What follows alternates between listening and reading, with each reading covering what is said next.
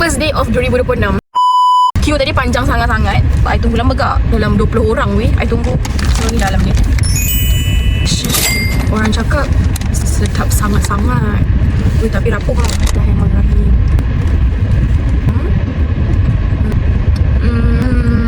Sekejap, I cuba lagi sekali. Macam mana cakap? Tak tahu lah sebab I sesama ke apa. Tapi dia macam tasteless. Aku ni kerja manis weh, tak rasa gula. Tapi diorang tak sedap. Maksud I kalau tak ada susu ni pun diorang kata memang sedap. Yang menariknya dia punya susu punya powder ni, dia macam melting dalam mulut you tau. Dia macam terus hilang. Donut itself memang sedap. Macam rangup kat luar, dalam tu lembut je. Sedap kalau korang makan panas-panas.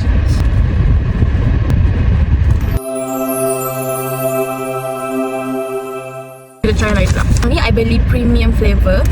Wait, oh my god, can you see that? Oh my god. Matcha crunchy. And this one is bueno almond. Cik dia. Bombastic side eye. Bismillah. Dia pahit lah. Dia pahit lah. Mungkin dia overcook kan. Sebab ramai orang kan. Dia lebih goreng. Sebab tapis minyak. So kita rasa sekali dengan minyak-minyak tu lah. Tak pasti lah guys yang exactly how macam mana rasa dia. The donut itself tu je I rasa macam pahit sikit. Tak sure apa ke tak aku yang problem. So tak manis. Manis yang leteng tu tak. Macam ni.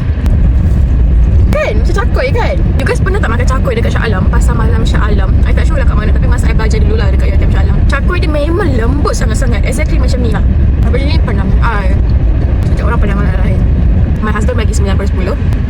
Dia dah nganggar dah. Dia bagi 9/10. I mungkin 8 kot. Flavor sekejap.